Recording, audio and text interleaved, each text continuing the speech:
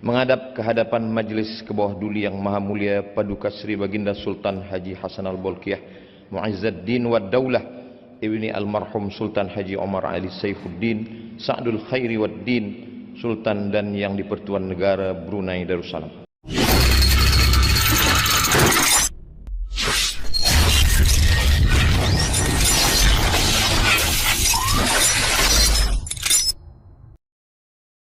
Majlis sambutan Isra dan Mi'raj disemarakan lagi dengan ceramah khas yang akan disampaikan oleh Yang Mulia Profesor Dr. Ustaz Haji Abdul Somad, penceramah khas dari Republik Indonesia. Assalamualaikum warahmatullahi wabarakatuh. Alhamdulillahilladzi bi ni'matihi tatimmus shalihat. Wassalatu wassalamu ala sayyidis sadat wa ala alihi wa ashabihi ahli al-fadaili wal karamat. Allahumma 'allimna ma yanfa'una wanfa'na bima 'allamtana innaka antal alimul hakim. Rabbi shrah li sadri wa yassir li amri wahlul 'uqdatam min lisani yafqahu qawli. Allahumma shalli wa sallim ala sayyidina Muhammad wa ala alihi wa ashabihi wa man tabi'ahum bi ihsanin ila yaumiddin. Amma ba'd. Ampun beribu-ribu ampun. Dengan segala penuh hormat serta ta'zim, hamba ke bawah duli Tuan Patik menjunjung limpah kurnia perkenan ke bawah duli Tuan Patik bagi menyampaikan ceramah ini kepada para hadirin dan hadirat di majlis sambutan Isra dan Mi'raj peringkat negara bagi tahun 1446 Hijrah dengan menggunakan bahasa biasa dalam ceramah yang akan hamba ke bawah duli Tuan Patik sampaikan ini. Tajuk yang dilimpahkan kepada Patik adalah sembahyang mencerdaskan minda. Apakah betul sembahyang itu boleh mencerdaskan minda? Maka syarat orang yang sembahyang mesti ada minda, baligh, berakal. Walaupun dia baligh umur sampai, tapi kalau tidak berakal maka dia tidak wajib sembahyang. Rufi'al qalamu an thalathatin. Ada 3 jenis manusia yang amalannya tidak dicatat. Malaikat tidak menulis amal dia. Anis sabiyi hatta yahtalim, anak kecil hingga dia akil baligh. Anin naim hatta yastayqis, orang tidur hingga dia terjaga.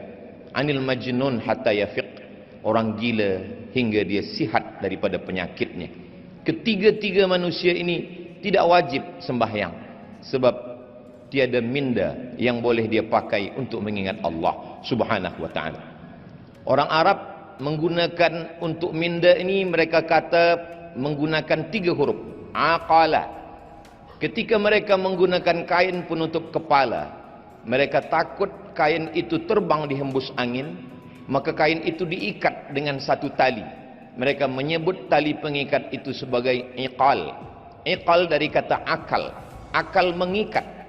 Kenapa akal itu disebut mengikat? Kerana dia mengikat hawa nafsu. Maka dalam pepatah Melayu dikatakan, manusia dipegang cakapnya, sedangkan haiwan dipegang talinya. Bila ada orang yang cakap tiada berdasar daripada minda yang sihat, maka dia perlu diikat dengan tali. Orang Melayu mengatakan bahawa akal sebagai alat pengukur. Dalam satu peribahasa dikatakan, kalau galah panjang sejengkal, jangan laut hendak diduga. Galah adalah akal. Jangan pernah untuk mengukur Allah Subhanahu wa ta'ala dengan akal yang pendek. Ketika seorang muslim mengangkat tangannya takbiratul ihram, maka saat itu minda diguna untuk mengingat 7 perkara. Yang pertama, saya sedang sembahyang, usalli. Sembahyang saya sembahyang fardu, bukan sunat. Sembahyang saya sembahyang zuhur, bukan asar, bukan maghrib, bukan isya, bukan subuh. Selepas itu dia katakan, usalli fardal maghribi, 3 rakaat, 4 rakaat, 2 rakaat. Dia katakan arba'a rakaatin. Adaan, bukan qada, bukan i'adah, lillahi ta'ala. Itulah yang terkumpul dalam talaffuz bin niat usalli yang diucapkan setiap muslim usalli fardhu zuhri arba'a raka'atin adaan ma'muman lillahi ta'ala. 7 perkara itu dia ingat kuat-kuat pada saat itu minda dia sedang dicerdaskan dengan mengingat perkara-perkara itu. Jika ada seorang muslim kerana sibuk dengan sosial media, dengan televisi, kemudian dia lupa mengingat sesuatu, lalu dia angkat takbiratul ihram, maka sepakat semua mazhab batallah solatnya. Dalam mazhab yang kita pakai, mazhab Melayu, di bumi Melayu, mazhab Imam Muhammad bin Idris Asy-Syafi'i, niat di dalam takbiratul ihram, muqaranah namanya. Disebut dengan muqaranah kerana sejalan antara niat dengan takbir. Ketika seorang muslim mengatakan Allahu Akbar, maka saat itu di dalam takbir itu saya sembahyang fardu zuhur 4 rakaat, 4 rakaat adaan ma'muman atau imaman lillahi ta'ala. Seandai pun dia pakai mazhab yang lain, mazhab Imam Hanafi, mazhab Imam Maliki, mazhab Imam Syafi'i, niat tetap sebelum takbiratul ihram. Tidak ada satu pun mazhab yang berniat selepas takbiratul ihram. Bila seorang tidak menggunakan mindanya pada takbir itu, kemudian dia mengangkat tangan Allahu Akbar, selepas itu dia ragu zuhur kah, asar, maghrib kah atau isya, maka batallah salatnya menurut semua mazhab. Begitulah Allah Subhanahu wa taala ingin supaya seorang muslim tajam akal dan fikirannya, supaya dia senantiasa menjaga mindanya. Lalu kemudian setelah itu dia menyerahkan semua perkara kepada Allah Subhanahu wa taala. Ada 3 yang melalaikan manusia. Yang pertama, Allahu Akbar, Allah yang maha besar. Yang lain daripada itu, masalah hidupnya, ujian hidupnya, semuanya kecil di hadapan Allah. Maka dia katakan Allahu Akbar kabira. Lalu kemudian selepas itu dia serahkan semua pujian milik Allah, walhamdulillahi katsira. Selepas itu baru dia katakan diri hamba kepada Allah penuh dengan silap salah dan dosa, dosa mata hingga ke ujung kaki. Selepas itu dia katakan wa subhanallahi bukratan wa asila. I'jabul mar'i bi nafsihi unwanu dha'fi aqlihi. Kekaguman, ujub terhadap diri manusia adalah punca daripada kelemahan minda. Minda yang kuat merasa diri bukan apa-apa, la haula wala quwata illa billahil aliyil azim. Ada 3 kerja minda. Yang pertama mengingat, yang kedua berfikir, yang ketiga sadar, kesadaran, awareness. Sekarang banyak orang yang tidak sadar apa yang dia katakan, apa yang dia ucapkan, apa yang dia perbuat. Maka ketika salat, orang sedang menjaga kesadarannya. Muslim mengatakan sadar itu adalah khusyuk. Wa khasha'atil aswatu lirrahman. Suara-suara semua bersimpuh sujud kepada Allah Subhanahu wa ta'ala. Ketika orang sedang salat, maka dia menggunakan minda untuk mengingat apa yang dia katakan, apa yang dia baca. Syekh Ali Jum'ah mengatakan, untuk membantu kekhusyuan, maka nafas mesti diatur. Dalam takbiratul ihram, 1 nafas, Allahu Akbar. Dalam iftitah, muslim boleh membaginya ke dalam 4 nafas. Allahu Akbar kabiran walhamdulillahi katsiran wa subhanallahi bukratan wa asila. Wajjahtu wajhiya lilladzi fataras samawati wal arda hanifan musliman wa ma ana minal musyrikin. Inna salati wa nusuki wa mahyaya wa mamati lillahi rabbil alamin. La syarika lahu wa bidzalika umirtu wa ana minal muslimin. Apakah Nabi Muhammad SAW itu kalau salat mulutnya bergerak atau diam sahaja? Tabi'in tidak pernah melihat Nabi. Maka tabi'in yang tidak pernah berjumpa melihat Nabi bertanya kepada sahabat Nabi. Sahabat itu bernama Khabbab ibnul Arth. Ya Khabbab, wahai Khabbab, apakah Nabi itu kalau sembahyang mulutnya bergerak? Kata Khabbab, ya, Nabi itu kalau sembahyang mulutnya bergerak. Maknanya dia membaca, bukan diam. Kalau mulut Nabi bergerak, dari mana engkau boleh mengetahui mulut Nabi itu bergerak? Khabbab menjawab, saya tahu mulut Nabi bergerak karena saya melihat bittirabi lihyatih, kerana janggut Nabi bergerak. Janggut Nabi bergerak kerana rahangnya bergerak. Rahang bergerak kerana mulut membaca. Itulah mengapa sembahyang itu disebut dengan qiraah, bukan mutala'ah. Kalau membaca di dalam hati, bahasa Arabnya mutala'ah. Tapi kalau membaca dengan mulut berbunyi, maka disebut dengan qiraah. Apakah bersuara atau tidak? Kalau suara kita didengar orang lain, namanya waswasa. Alladzi waswisu, berbisik. Tapi kalau suara itu hanya didengar oleh kita sendiri, maka disebut dengan hamsah. Maka saat membaca itu, seorang muslim mengeluarkan suara, tapi seagak-agak hamsah, hanya telinganya saja yang mendengar. Allahu akbar kabira, walhamdulillahi katsira, wa subhanallahi bukratan wa asila. Ketika sedang salat, seorang muslim yang miskin, dia sedang dinaikkan darjahnya ke tempat yang tinggi. Seorang muslim yang kaya, dia sedang disedarkan dirinya bahwa dia tiada punya apa-apa. Saat itu dia sedang berkata, inna salati wa nusuki wa mahyaya wa mamati lillahi rabbil alamin. Kemana dia menghadap? Saat itu dia sedang menghadap kepada wajjahtu wajhiya lilladzi fataras samawati wal arda hanifan musliman wa ma ana minal musyrikin. Selepas itu barulah dia berserah, sebenar-benar berserah kepada Allah Subhanahu wa taala. Semua yang mengganggu dalam hati, dalam fikiran, dalam bisikan telinga, dalam lintasan hati, dia halau. Semua itu dia halau dengan ta'awuz.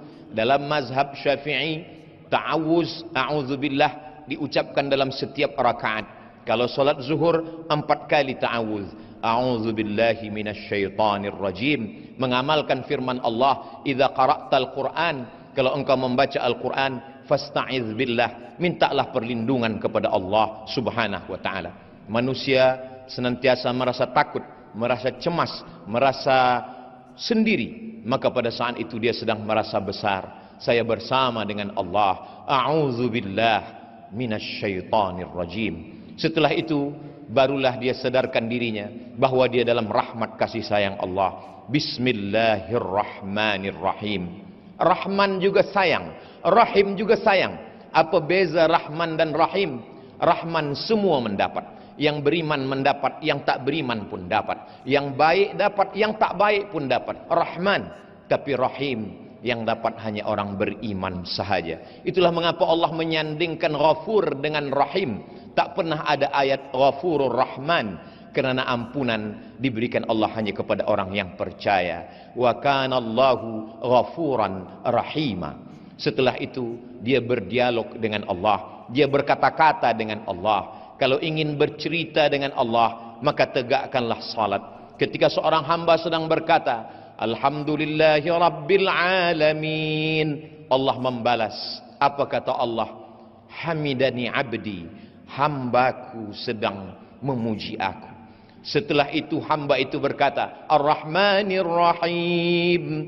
Lalu kemudian Allah menjawab, apa kata Allah? Asna alayya abdi, hambaku sedang memuliakan aku.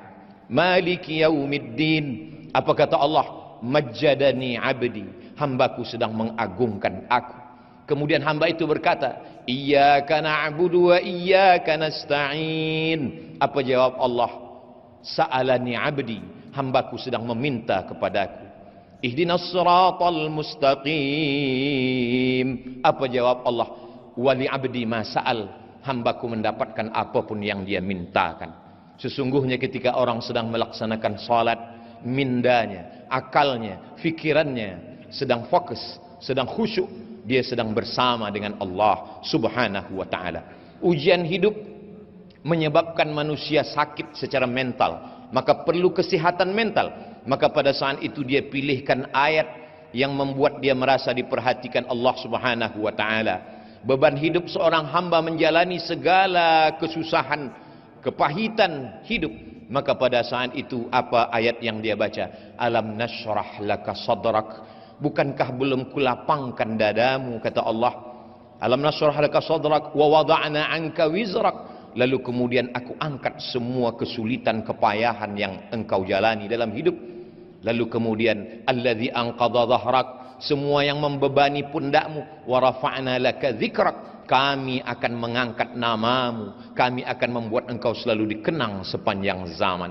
Kalaupun ada kepayahan, kesusahan, kesulitan hidup, maka sesungguhnya dua kali Allah mengulang, fa inna ma'al usri yusra, inna ma'al usri yusra. Di dalam kepayahan itu ada kemudahan, di dalam kesusahan itu ada kebahagiaan.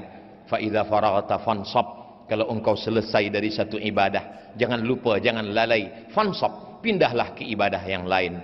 Wa ila rabbika farghab, jangan lupa selalu berharap kepada Allah Subhanahu wa ta'ala.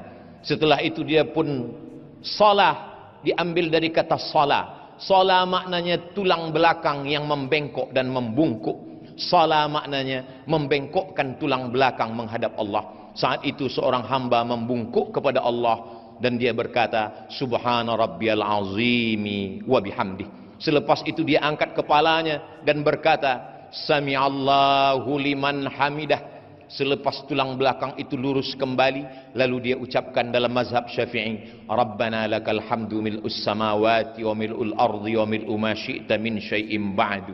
Selepas itu 7 anggota badannya dia lekatkan ke tanah, 2 ujung kaki, 2 lutut, 2 tapak tangan, 1 kening. Di saat itu dia berkata, Subhana rabbiyal a'la wa bihamdih. Apa kata Nabi SAW? Aqrabu ma yakunul abdu min rabbihi wa huwa sajid. Seorang hamba sangat dekat dengan Allah ketika dia sedang bersujud. Disitulah letak keadilan Allah. Seandainya Nabi mengatakan orang paling dekat dengan Allah ketika dia di Makkah, menangislah orang miskin. Bagaimana dia boleh sampai ke Baitullah? Seandainya Nabi mengatakan orang paling dekat dengan Allah ketika dia sedang di Padang Arafah, betapa orang susah tak mendapatkan kemuliaan itu. Tapi betapa adilnya Allah. Apa kata Nabi? Aqrabu ma yakunul abdu min rabbihi wa huwa sajid. Orang paling dekat dengan Allah ketika dia sedang bersujud. Yang miskin dan yang kaya, rakyat jelata, siapapun jua, boleh menempelkan keningnya ke lantai dan berbisik. Kalau makhluk di bumi tak ada lagi tempat mengadu, kawan sudah menjadi lawan, sahabat menikam dari belakang, menggunting dalam lipatan, menjegal kawan seiring, maka saat itu berbisiklah ke tanah, maka malaikat di langit akan mengabulkan segala doa-doa. Subhana rabbiyal a'la wa bihamdih. Di saat duduk di antara 2 sujud, itulah doa yang paling panjang. Walaupun duduk antara 2 sujud itu paling pendek dalam sembahyang, tapi sesungguhnya seorang mukmin doa yang paling panjang, 8 permohonannya kepada Allah. Rabbighfirli warhamni wajburni warfa'ni warzuqni wahdini wa'afini wa'fu anni. Itulah doa yang paling panjang. Dalam tegak, dalam ruku', dalam sujud, tak ada permohonan sampai 8. 8 permohonan itu duduk di antara 2 sujud. Tapi banyak orang tiada menggunakan minda untuk mengingat apa yang dia minta kepada Allah Subhanahu wa ta'ala. Selepas itu di sujud terakhir dia berkata, meminta kepada Allah. Kalau dia boleh menggunakan bahasa Arab, dia mengadu kepada Allah. Kalau dia tanpa guna bahasa Arab, dengan guna bahasa apapun Allah Maha tahu. Wa na'lamu ma tuwaswisu bihi nafsuh, kami tahu apa yang berbisik-bisik di dalam hatimu. Selepas itu, selepas bermunajat, dia lepaskan segala kepayahan, kesulitan, kesusahan hidupnya. Setelah itu dia pun menyaksikan mi'raj.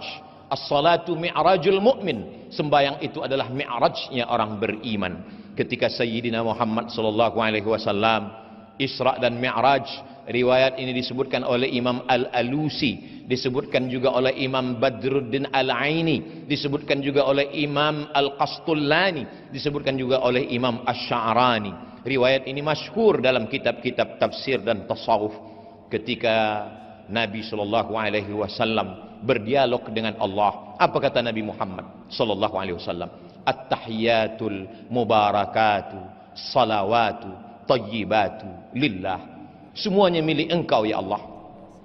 Lalu kemudian apa kata Nabi selepas berkata at-tahiyatul mubarakatu salawatu tayyibatu lillah?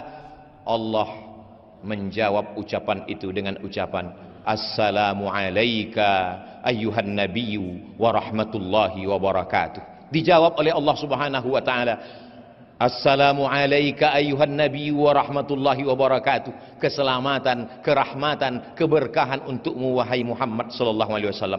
Dijawab oleh Rasulullah, wassalamu alaina wa ala ibadillahis salihin. Nabi tidak ingin salam itu hanya untuk dirinya, dia ingin salam itu melimpah. Wassalamu alaina wa ala ibadillahis salihin. Setelah itu semua malaikat-malaikat bersyahadat, asyhadu an la ilaha illallah wa asyhadu anna Muhammadan Rasulullah.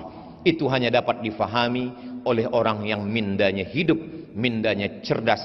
Setiap hari dilatih, dibiasakan. Pada saat itu dia sedang bersama dengan Allah Subhanahu wa taala. Kun ma'allah, hendaklah engkau bersama dengan Allah. Illam takun ma'allah, kalau bukan bersama dengan Allah, bersamalah dengan orang-orang yang ketika engkau bersama dengan mereka, hatimu sejuk, selalu berasa bersama dengan Allah Subhanahu wa taala. Andai dia cukup dengan salawat Ibrahimiyah, dengan menyertakan nama Nabi Ibrahim, kama barakta ala Ibrahim wa ala ali Ibrahim fil alamin innaka Hamidum Majid.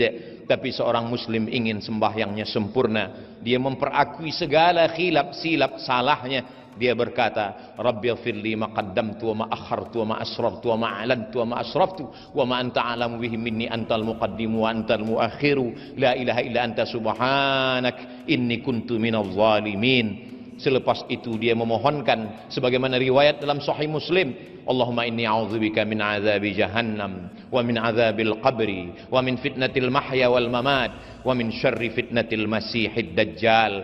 Selepas itu dia tutup dengan memohon kepada Allah, Allahumma a'inni, tolong hamba, ala zikrika, supaya hati selalu berzikir, wa syukrika, selalu bersyukur, wa husni ibadatik, selalu beribadah dengan ibadah yang terbaik. Selepas itu dia pun keluar daripada solatnya dengan mengucapkan salam, Assalamualaikum warahmatullah. Selepas itu dia katakan, Assalamualaikum warahmatullah. Pada saat itu semua beban hidup, fikiran, kepayahan, kesusahan lepas, kerana dia sedang bersama dengan Allah Subhanahu wa taala. Salat tidak hanya menajamkan minda, tapi juga mencerdaskan yang disebut dengan intelligent quotient, tapi juga emosional. Emosional seorang muslim, dia marah, dia ingin berduka, dia bersusah hati, semua kesusahannya sudah dia limpahkan kepada Allah Subhanahu wa taala. Kalau Nabi Musa berdoa kepada Allah, Rabbishrahli sadri, lapangkanlah dada hamba, berbeza dengan Nabi Muhammad sallallahu alaihi wasallam. Sebelum diminta dia sudah diberi. Apa kata Allah? Alam nashrah laka sadrak, bukankah sudah kulapangkan dadamu ya Muhammad sallallahu alaihi wasallam. Ketika seorang muslim sudah berserah diri kepada Allah, selepas salat dia tetap mengatakan astaghfirullah, astaghfirullah, astaghfirullah. Mengapa dia beristighfar? Dia bukan minum khamar, dia bukan melakukan perbuatan maksiat. Dia baru saja keluar daripada solatnya, aqwalun, ucapan, wa af'alun, perbuatan, mufattatahatun bitakbir, dibuka dengan takbir, wa mukhtatamatun bitaslim, ditutup dengan salam. Tapi kenapa dia mengatakan astaghfirullah? Begitulah seorang muslim, dia sadar dalam solatnya dia lupa, dalam solatnya dia lalai. Orang Melayu mengatakan khusyuk itu macam meniti pematang di tengah sawah. Seorang petani selepas memanen padi, dia pun memikul padinya di atas pematang yang licin, tanah liat di tengah sawah. Kadang terjatuh ke kanan, dia bangkit lagi. Kadang terlepas kaki ke kiri, dia tegak kembali. Begitulah menjaga kekhusyuan. Selepas itu dia sedarkan dirinya, astaghfirullahalazim alladzi la ilaha illa huwal hayyul qayyum wa atubu ilaih. Selepas itu dia berzikir, subhanallah walhamdulillah la ilaha illallah. Selepas itu dia berdoa, ad-da'i wal mu'amminu fil ajri sawa, yang berdoa dan yang mengaminkan sama-sama dapat pahala. Hari ini banyak orang tidak lagi mahu berdoa selepas sembahyang meninggalkan masjid, padahal itu adalah satu saat, suatu waktu yang dipilih oleh Allah Subhanahu wa taala, waktu mustajab untuk berdoa. Maka ketika imam membaca, sesungguhnya Nabi Ibrahim, Nabi Musa alaihissalam berdoa, Nabi Harun mengaminkan. Apa kata Allah dalam Al-Quran? Qad ujibat da'watukuma, doa kamu berdua sudah dikabulkan Allah. Padahal yang berdoa hanya Nabi Musa. Nabi Harun hanya mengaminkan. Nabi Musa berdoa, Nabi Harun mengaminkan. Jibril berdoa, Nabi Muhammad SAW mengaminkan. Suatu ketika Nabi Muhammad SAW turun dari mimbarnya, dari lantai aras yang pertama Nabi mengatakan amin, yang kedua Nabi mengatakan amin, yang ketiga Nabi mengatakan amin. Sahabat bertanya, lima fa'alta ya Rasulullah, mengapa engkau lakukan ini wahai Rasulullah? Kami mendengar engkau mengatakan amin 3 kali, tapi kami tak mendengar ada satu pun yang berdoa. Nabi Muhammad SAW mengatakan, saya baru saja mendengar malaikat Jibril berdoa, 3 doa Jibril. Bu'adan liman adraka Ramadan falam yughfarlah. Celakalah orang yang berjumpa dengan Ramadan tapi tidak diampunkan dosanya. Maka Nabi Muhammad SAW mengatakan amin. Yang kedua, bu'adan liman adraka walidahul kibara ahaduhuma aw kilahuma falam yudkhilahul jannah. Binasalah orang yang berjumpa dengan ayah ibunya tapi dia tidak berbakti kepada mereka berdua sehingga dia tidak masuk surga. Maka Nabi mengatakan amin. Yang ketiga, bu'dan liman dzukirta walam yusalli alaika. Celakalah orang yang ketika disebut namamu tapi dia tidak mahu berselawat kepadamu. Allahumma salli ala Sayyidina Muhammad wa ala ali Sayyidina Muhammad. Nabi mengatakan amin. Itulah dalil para ulama kita mengaminkan doa para imam. Dan ketika kita berzikir, malaikat-malaikat memanggil malaikat yang lain, halummu ila hajatikum. Wahai malaikat yang lain, marilah kemari. Inilah yang kamu cari, majlis-majlis zikir.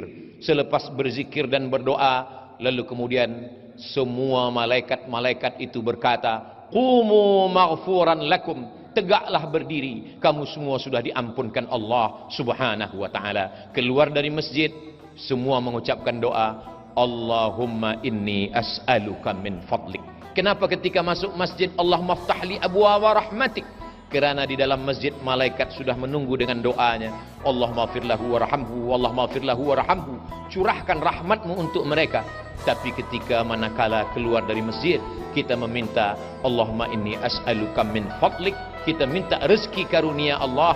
Kerana di luar masjid mencari rezeki. Idza qudiyatis salah, kalau salat sudah dilaksanakan, fantashiru fil ard, bertebaranlah di atas muka bumi, wabtaghu min fadlillah, carilah karunia Allah.